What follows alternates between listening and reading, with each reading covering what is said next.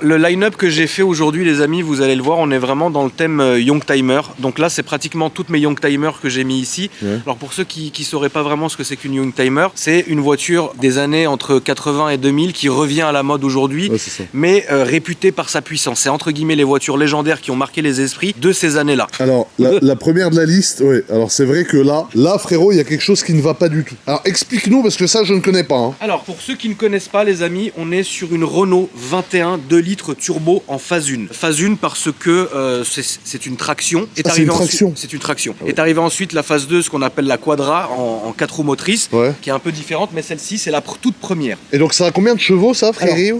On ne peut pas savoir vraiment. Merde.